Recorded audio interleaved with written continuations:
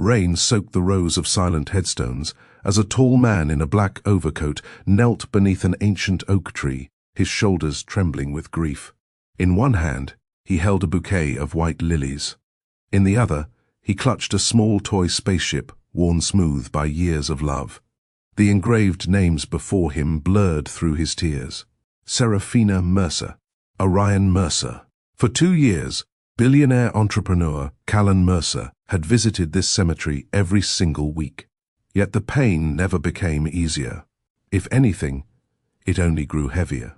People around the world knew him as the visionary founder of one of America's largest technology companies. Business magazines called him a genius. Investors called him unstoppable. But none of them knew the truth. The man who had built an empire worth billions couldn't fix the emptiness inside his own heart. Because 2 years earlier, on a rainy night much like this one, everything he loved had been taken away in a single moment. His wife, his son, his family, and with them, the future he had dreamed about. Callan gently placed the lilies beside the headstones. "I closed the foundation you wanted to start," he whispered to Serafina's grave. "I couldn't bear walking into your office." His voice cracked. "Orion, your room is still exactly the way you left it." He set the toy spaceship on the wet grass. "I still hear your footsteps running through the house." The cold wind carried away his words. For a long moment, only silence answered him. Have you ever lost something so precious that the world suddenly felt unfamiliar? Have you ever smiled in public while quietly carrying a storm inside? If you have, then this story is for you. And if you believe that hope can appear when we least expect it, take a moment to subscribe to Mr. Terry Lake's stories and let us know where you're watching from in the comments below. Because what happens next will remind you that sometimes life saves us in ways we could never imagine. Callan slowly rose to his feet and looked toward the dark sky. 2 years. 730 days of waking up to an empty mansion. 730 nights of eating dinner alone. His home had once been filled with laughter. Now it echoed with memories. He hadn't celebrated a birthday since the accident. He stopped attending charity events. He barely spoke to friends. Even his company's board members worried about him. But no amount of concern could reach a heart that had stopped believing in tomorrow. As he turned to leave, his phone began to ring. It was his assistant, reminding him about an important meeting scheduled for the next morning. Callan silenced the call. For the first time in his life, business didn't matter. Awards didn't matter. Money didn't matter. Nothing mattered. He looked back one last time at the graves. Rain rolled down his face as he whispered softly, almost as if speaking to himself. "I don't know how to do this anymore." A heavy emptiness settled over him, the kind that makes even taking the next step feel impossible. The parking lot sat nearly empty as Callan walked slowly toward his car. Each footstep felt heavier than the last. Then, suddenly, a faint sound cut through the rain. A cry. He froze. His eyes narrowed. For a moment, he thought he had imagined it. But then, he heard it again. Louder this time. The unmistakable cry of a baby. Callan looked around in confusion. The nearest neighborhood was miles away. Who would bring a baby here? His heartbeat quickened as he followed the sound toward a narrow path beside the cemetery. The cries grew louder. Desperate. Urgent. Coming from somewhere beyond the bushes. Callan pushed aside the wet branches and stepped into the darkness. What he discovered next would change his life forever. The cries echoed through the darkness.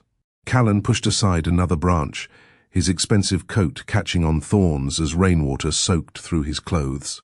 The sound grew louder, closer, desperate. A few feet ahead, partially hidden beneath a cluster of overgrown bushes, sat an old wicker basket covered by a thin pink blanket. The tiny cries were coming from inside. For a moment, Callan simply stood there, unable to move. His heart pounded against his chest. Slowly, he knelt beside the basket and pulled back the blanket. Inside was a baby girl. She couldn't have been more than a few months old. Her cheeks were flushed from crying, and her tiny hands reached into the cold air as if searching for comfort. Callan immediately looked around. "Hello?" he called out. His voice disappeared into the rain. "Is anyone there?" No answer. Only the sound of distant thunder. He searched the nearby path with his eyes, expecting someone to come running. A frightened mother, a desperate father, anyone. But there was no one.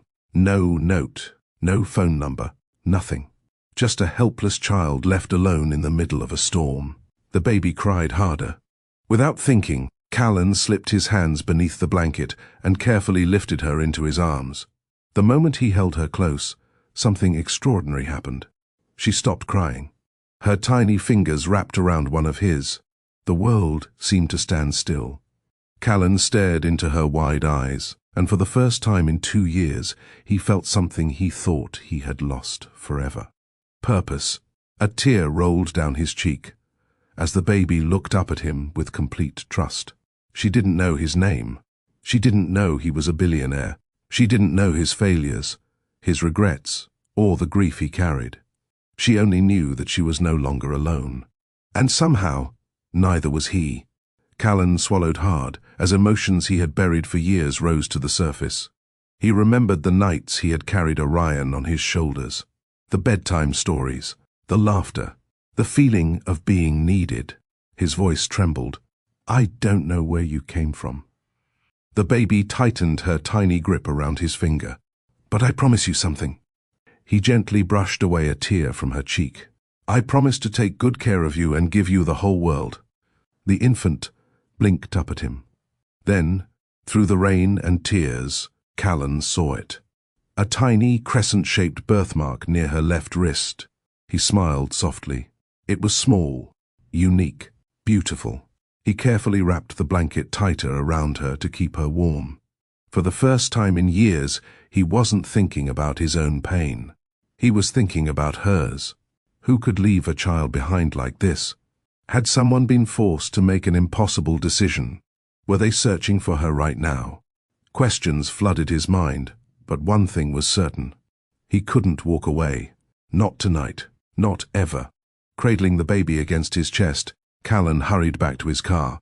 As he opened the passenger door, he paused and looked toward the cemetery one last time. The rain had finally begun to slow. A gentle breeze moved through the oak trees. For reasons he couldn't explain, a strange sense of peace settled over him. Almost as if Serafina and Orion were telling him it was okay to keep living. As he drove toward the nearest hospital, the baby rested quietly in his arms. Every few minutes, she opened her eyes to look at him, and every time she did, the emptiness inside him seemed to fade a little more. By the time they arrived at the hospital, Callan had already made a decision.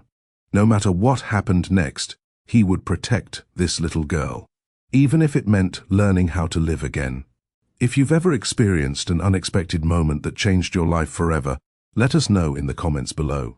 Because sometimes, the smallest miracles arrive when we need them most. Little did Callan know, the promise he made that rainy night would one day lead him to a truth so unbelievable that it would change all of their lives forever. The emergency room staff moved quickly as nurses wrapped the baby in warm blankets and checked her vital signs. Aside from mild dehydration and exhaustion, she was healthy. Callan stood outside the examination room, unable to take his eyes off the tiny girl sleeping peacefully in the hospital crib. A few hours earlier, he had arrived at the cemetery believing his life was over. Now, he found himself praying for someone else's future. Police officers arrived shortly after midnight to begin their investigation. They searched the area surrounding the cemetery, reviewed nearby security cameras, and contacted local shelters and hospitals. But the questions far outnumbered the answers. Who was she? Why had she been left there? Was someone looking for her? Days turned into weeks. Weeks turned into months. Despite every effort, no one came forward.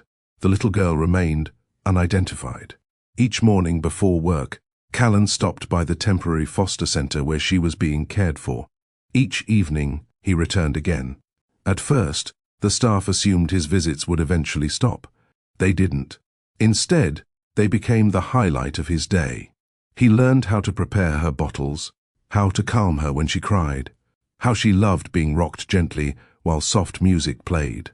He discovered that she laughed whenever he made silly faces, and for the first time in years, laughter returned to his own life. One afternoon, as he prepared to leave, the caregiver placed the baby into his arms. The little girl rested her head against his chest and drifted to sleep. The caregiver smiled knowingly. Looks like she already knows where home is. That night, Callan walked through the massive halls of his mansion. The silence felt different now, not empty, hopeful. He paused outside Orion's old playroom. For months, he had avoided opening the door. But this time, he stepped inside. Dust covered the shelves. Toy cars remained exactly where his son had left them. Callan's eyes filled with tears, not because the memories hurt, but because for the first time they felt like a blessing instead of a burden. He knew what he had to do. The adoption process wasn't easy. Despite his resources, Callan faced months of interviews, background checks, home visits, and legal procedures. Some questioned whether a grieving widower could raise a child alone. Others worried he was trying to replace the family he had lost. But Callan knew the truth. No one could ever replace Serafina or Orion. This wasn't about filling an empty space. It was about opening his heart again. One evening, he visited the cemetery carrying a new bouquet of lilies. As he stood before the headstones, a gentle smile crossed his face. "I think you'd love her," he whispered. The wind rustled the leaves overhead. For the first time in 2 years, he didn't feel guilty for smiling. Months later, the judge finalized the adoption. As Callan signed the final documents, emotion caught in his throat. The little girl sitting on his lap looked up at him and giggled. The courtroom staff wiped away tears.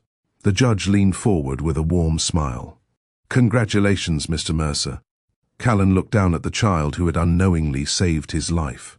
Her tiny hand wrapped around his finger once again, just as it had that rainy night. "What will her name be?" the judge asked. Callan smiled. "Nia." The judge nodded. "That's beautiful. What does it mean?" Callan gently kissed the top of her head. "It means purpose." As he carried Nia through the front doors of the courthouse, reporters waited outside. Flashes from cameras lit up the afternoon sky. For months, the media had speculated about why the billionaire had disappeared from public life. No one expected this. One reporter called out, "Mr. Mercer, why did you decide to adopt?" Callan looked down at Nia, sleeping peacefully in his arms. Then he smiled. "Everyone thinks I rescued her." He paused. "The truth is, she rescued me."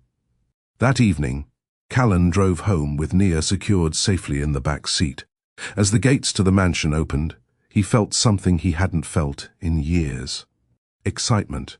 Inside, the housekeeper had decorated the nursery with soft lights and hand-painted stars across the ceiling. A rocking chair sat near the window. A stuffed elephant rested inside the crib. Callan carefully laid Nia down and watched as she opened her eyes. For a moment, she stared at him. Then she smiled. A real smile. Small, pure, perfect. And just like that, the mansion that once held only memories became a home again. If you believe family is built through love rather than blood, take a moment to like this video and share your thoughts in the comments. Because Callan had no idea that 16 years later, the little girl sleeping peacefully in that nursery would lead him to a miracle no one saw coming. The years passed faster than Callan ever imagined. Before he knew it, the tiny baby who once fit in the crook of his arm was racing down the grand staircase every morning, her laughter filling every corner of the mansion. Nia transformed the house. The once silent hallways now echoed with piano lessons, movie nights, and playful debates over whose turn it was to choose dinner. Family photographs returned to the walls, not to replace old memories, but to create new ones. Callan never hid the truth from her. From the time she was old enough to understand, he told her how they found each other, how fate brought them together on the darkest night of his life. And every time he finished telling the story, Nia would throw her arms around him and say the same thing. "I chose you too, Dad." Those words healed parts of him he didn't know were still broken. Although Callan could have given Nia a life of endless luxury, he wanted her to understand the value of kindness. Every month, they volunteered together. They served meals at shelters. They visited children's hospitals. They quietly paid for groceries when struggling families came up short at checkout lines. Whenever Nia asked why they helped strangers, Callan would smile. Because someone once gave me a reason to keep going when I needed it most. As Nia grew older, her kindness became her defining trait. At 16, she had her father's determination and her own gentle heart. She loved music, especially playing the piano in the sunroom, where Callan often sat listening after long days at work. She dreamed of starting a foundation for children who felt alone. "Everyone deserves to know they're loved," she often said. One evening, after volunteering at a community center, Nia and Callan sat on the back porch watching the sunset. The warm light painted the sky in shades of gold and orange. "Dad?" Callan looked up from his coffee. "Yeah? Do you ever wonder about my birth parents?" The question lingered in the evening air. Callan had always known this day would come. He set his cup down slowly. "Sometimes." Nia studied his expression carefully. "Does it scare you?" He smiled softly.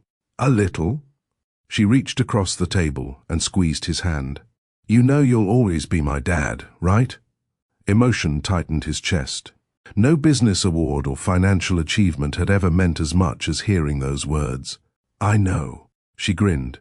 "Good, because nobody else makes pancakes shaped like dinosaurs." Callan laughed, a deep, genuine laugh that had been missing from his life for years. At that moment, he silently thanked fate for the miracle that found him in the rain. What he didn't know was that miles away, another heart had never stopped searching for that same miracle. Across town, Eloin Vale locked the front door of the small bakery where she worked 6 days a week. Life had not been easy. Years earlier, severe flooding had devastated her hometown. During the chaos of evacuations, she and her husband had become separated while trying to protect their infant daughter. Her husband never made it home, and despite countless searches, her baby girl vanished without a trace. Authorities eventually presumed the child had been taken away by the floodwaters. Friends encouraged Eloin to move on, to start over, to accept what couldn't be changed. But a mother's heart doesn't work that way. Every year on her daughter's birthday, Eloin baked a small vanilla cake with pink frosting. She lit a single candle and whispered the same words. "I hope you're safe." A tear slipped down her cheek. "I hope you're loved." Then she would blow out the candle and make the same wish she had made for 16 years. "Bring my little girl back to me." She kept a memory box beneath her bed filled with newspaper clippings, photographs, and a tiny hospital bracelet. Inside was a note she had written years ago. "If you ever read this, I never stopped looking for you." One Saturday afternoon, Eloin volunteered at a neighborhood food drive. As she arranged donated supplies on a table, she noticed a teenage girl helping an elderly woman carry groceries to her car. The girl's smile was warm, familiar. Something stirred deep inside Eloin's heart. An unexplainable feeling. She watched as the teenager laughed and brushed a strand of hair behind her ear. For reasons she couldn't understand, tears filled Eloin's eyes. The girl looked over and smiled politely. "Do you need help carrying anything?" Her voice was gentle, kind. Eloin quickly wiped away her tears. "No, sweetheart. I'm fine." The teenager smiled again before hurrying back to help someone else. "What a lovely girl," another volunteer said. Eloin nodded. "She really is." As she watched the girl walk away, she couldn't shake the feeling that somehow, in some impossible way, their paths were meant to cross. But she pushed the thought aside. Hope can be dangerous when you've lived with disappointment for too long. And yet, that night, for the first time in years, Eloin opened the memory box beneath her bed. She stared at the faded photograph of her missing baby daughter. Then she closed her eyes and whispered softly, "I don't know why, but today I felt close to you." Little did she know, fate had already begun bringing their worlds together. And soon, a single phone call from a hospital would change everything. 3 weeks after the community food drive, life seemed perfect. Too perfect. On a bright Saturday morning, Callan stood in the kitchen attempting to flip blueberry pancakes, while Nia laughed from the counter. "You know they're supposed to be circles, right?" she teased. Callan glanced at the oddly shaped pancake in the pan. "It's abstract art," she grinned. "No, Dad, it's a dinosaur wearing a hat." He placed a hand over his heart dramatically. 16 years of experience, and this is the appreciation I get. Nia walked over and wrapped her arms around him. "You're my favorite chef." He smiled and kissed the top of her head. Moments like these had become his greatest treasure. Not business deals, not awards, just simple mornings filled with laughter. As they sat down to eat, Nia suddenly paused. "You okay?" Callan asked. She forced a smile. "Yeah, just a little dizzy." He frowned. "You've been saying that a lot lately." "It's probably because I've been busy." Callan wanted to press further, but Nia changed the subject. Neither of them realized that this ordinary breakfast would be the last one they shared for a while. 2 days later, Callan was in the middle of an important board meeting when his phone rang repeatedly. It was Nia's school. A wave of unease washed over him. He answered immediately. Within seconds, the color drained from his face. By the time he reached the hospital, Nia had already been taken into the emergency department. Machines beeped steadily around her bed. She looked so small, so fragile. Callan rushed to her side. "Dad?" Her voice was barely above a whisper. "I'm here, sweetheart." He gently brushed her hair away from her forehead. The doctor entered the room with a serious expression. "We've completed the initial tests." Callan stood. "What is it?" The doctor explained that Nia had developed a rare blood disorder that had progressed quickly. She would need immediate treatment, including a blood transfusion. Callan didn't hesitate. "Take mine." The doctor nodded. "We'll run compatibility tests right away." For the first time since finding Nia, fear wrapped itself around Callan's heart. Not because he doubted his love for her, but because he knew the truth. He wasn't her biological father. An hour later, the doctor returned. The expression on her face said everything before she spoke. "I'm sorry, you're not a match." Callan felt the room spin. For 16 years he had protected Nia from every storm. Now, when she needed him most, he couldn't help. He sank into the chair beside her hospital bed and took her hand. Her eyes slowly opened. "What's wrong?" He forced a smile. "Nothing we can't handle." But after she fell asleep again, he stepped into the hallway and broke down. A nurse placed a comforting hand on his shoulder. "We're reaching out to local blood banks and putting out an urgent donor request." Callan nodded silently. For the first time in years, he felt the same helplessness that had consumed him at the cemetery. Except this time, he wasn't afraid for himself. He was afraid of losing his daughter. Across town, Eloin sat alone in her small apartment, eating dinner, when a local news alert appeared on her phone. Urgent, teenager in need of rare blood donor. A photograph accompanied the story. The moment Eloin saw the girl's face, her heart skipped. It was the same teenager from the food drive. Without hesitation, she grabbed her coat and keys. 40 minutes later, she walked into the hospital. At the registration desk, she explained why she was there. "If my daughter were here today," she said softly, "she'd be about that girl's age." After preliminary testing, doctors discovered Eloin was a perfect match. As nurses prepared her for the donation, she couldn't explain why she felt so emotional. She told herself it was because she understood what it meant to lose someone. Still, something deeper tugged at her heart.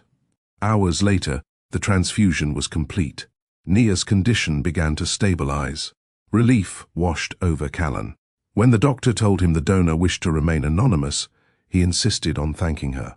He found Eloin sitting quietly in the waiting area. She looked tired but peaceful.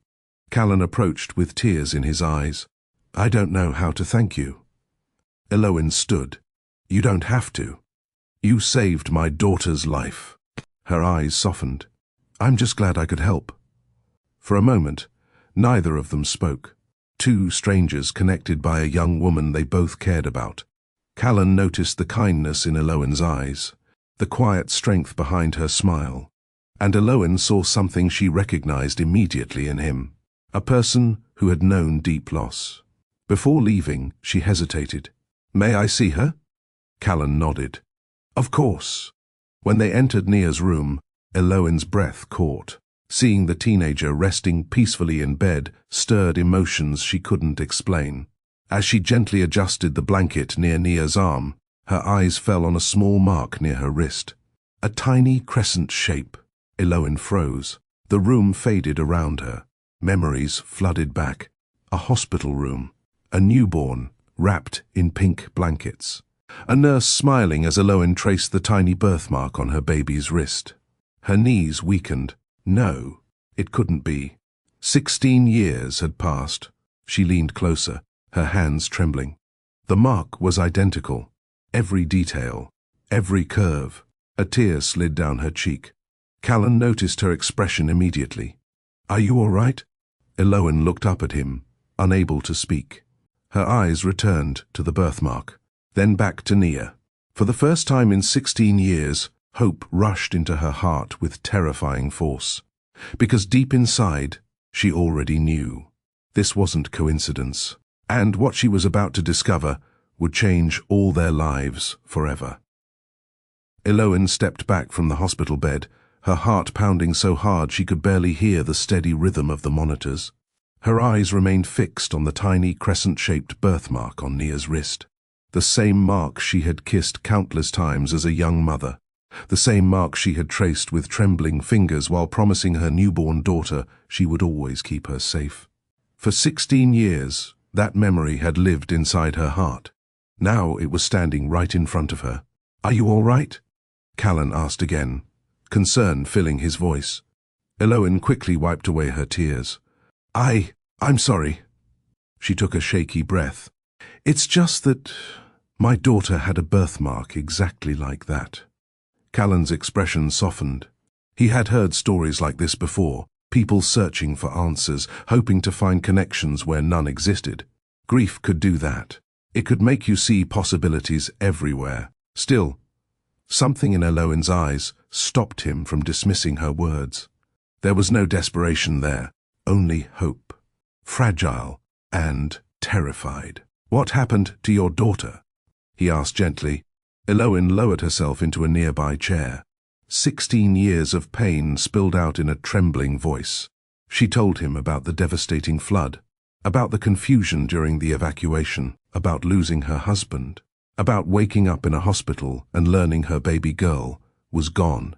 She explained how authorities searched for months but found nothing, how everyone eventually told her to move on, how she never did. As Callan listened, pieces of his own story began fitting together in ways he never expected. The timing, Nia's age, the lack of information when he found her. His pulse quickened. "When exactly did this happen?" he asked quietly. Eloin told him the date. Callan's eyes widened. It was the same week he had found the baby near the cemetery. Silence filled the room. Neither of them wanted to say what they were both thinking, because if they were wrong, the disappointment would be unbearable. But if they were right... Callan looked toward Nia sleeping peacefully in the hospital bed. The daughter who had saved his life. The little girl he had promised to protect forever. Fear tightened in his chest, not fear of the truth, fear of losing her. As if sensing his thoughts, Eloin turned to him. Her voice broke. "I don't want to take anything away from you." Callan looked into her tear-filled eyes. For the first time, he realized she carried the same pain he once did, the same emptiness, the same unanswered questions. "You wouldn't be," he said softly. The next few days felt endless. Doctors recommended a DNA test. Neither Callan nor Eloin slept much while waiting for the results. Nia recovered steadily, unaware of the emotional storm unfolding around her. During those long hours in the hospital waiting room, Callan and Eloin talked. Really talked. For the first time in years, both of them shared memories they usually kept hidden. Callan told her about Serafina and Orion. How losing them had shattered his world. How finding Nia gave him a reason to keep living. Elowen listened quietly, tears slipping down her cheeks. Then she told him about her husband, about the nursery she had carefully prepared, about the birthdays she celebrated alone every year, about the tiny hospital bracelet she still kept beside her bed. Somewhere between midnight coffees and whispered conversations, something unexpected happened. Their grief recognized each other, and slowly, understanding turned into connection. Connection turned into comfort. One evening, as they watched the sunset through the hospital window, Elowen looked at Callan. "You kept your promise to her." He turned toward her. "What promise?" "The one you made when you found her." His eyes filled with tears. How could she possibly know? Then he remembered. He had shared the story with her the night before. "I promised to give her the whole world." Elowen smiled softly. "And you did." For the first time in years, Callan felt something he never thought he would feel again. Not happiness, not yet, but possibility. The following afternoon, the doctor entered Nia's room carrying a folder. Callan stood immediately. Elowen rose beside him. Neither could speak. The doctor smiled gently. "The results are conclusive." She looked at Elowen. "You are Nia's biological mother." Time stood still. Elowen covered her mouth as tears streamed down her face. A sob escaped her lips. After 16 years of searching, hoping, and praying, her daughter was finally here. Callan closed his eyes. 1,000 emotions collided inside him. Relief, gratitude, fear, love. Then Nia spoke from the hospital bed. "What's going on?" 3 pairs of tear-filled eyes turned toward her. Callan walked slowly to her bedside and took her hand. "There's something important we need to tell you." As the truth unfolded, Nia listened quietly. When they finished, tears filled her eyes. For a long moment, no one moved. Then Nia reached for Elowen's hand, and with her other hand, she held tightly onto Callan's. A smile broke through her tears. "You know what I think?" Callan shook his head. "I think I must be the luckiest girl in the world." Both adults looked at her in surprise. She squeezed their hands. Most people spend their lives wishing for someone to love them. A tear rolled down her cheek. "I got 2 people who never stopped loving me." Callan lowered his head as emotion overwhelmed him. Elowen wrapped her arms around her daughter. And for the first time in 16 years, the missing pieces of 3 broken hearts finally found their way home. But what happened next left everyone speechless. Instead of choosing between the mother who gave her life and the father who gave her a future, Nia made a decision that changed everything. The silence that followed Nia's words wasn't empty. It was full. Full of years of pain, finally finding a place to rest. Full of questions that no longer needed to be feared. Full of something none of them had dared to name yet. Healing. Nia still held both of their hands tightly, as if afraid that letting go might undo everything. "I'm not choosing between you," she said softly, her voice steady despite the tears in her eyes. "Because I don't have to." Callan looked at her, confused. Elowen's breath caught. Nia smiled faintly. "I don't see 2 sides of my life. I see one story." She turned toward Callan. "You found me when I had no one." Then toward Elowen. "And you gave me life." Her voice trembled, but her words were clear. "I think I was never meant to lose either of you." Elowen broke down completely, pulling her daughter into her arms as if afraid this moment might disappear if she blinked too hard. Callan stood beside them, tears falling silently, no longer trying to hold them back. For so long, he had believed life only took. But now, life was giving again. Outside the hospital window, the sky had begun to clear for the first time in days. Over the next weeks, something unexpected happened. Healing didn't just happen for Nia. It happened for all 3 of them. Callan didn't leave. Elowen didn't step away. Instead, they learned something neither of them expected. They learned how to share love without losing it. Callan and Elowen began spending more time together, not out of obligation, but out of understanding. Two people who had been broken by life slowly learning how to breathe again in the same space. Sometimes they talked for hours in quiet hospital corridors.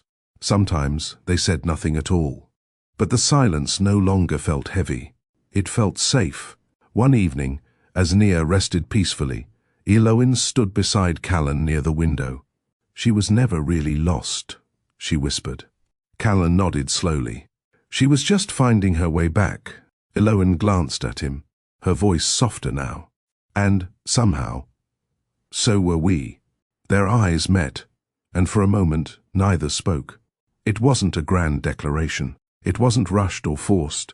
It was something quieter, something real. A shared understanding that two broken paths had crossed not by accident, but by timing that only life could design. Callan let out a slow breath.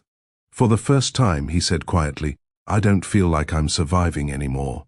Eloin smiled through her tears. "Then what do you feel?" He looked toward Nia, sleeping peacefully. "Like I'm finally living."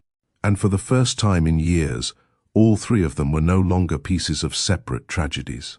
They were something new. A family rebuilt not by perfection, but by love that refused to give up. If this story touched your heart, don't forget to like, share, and subscribe to Mr. Terry Lake Stories. And tell us in the comments, do you believe fate brings people back together for a reason? Because sometimes the people we lose are not gone forever. They are simply finding their way back to us.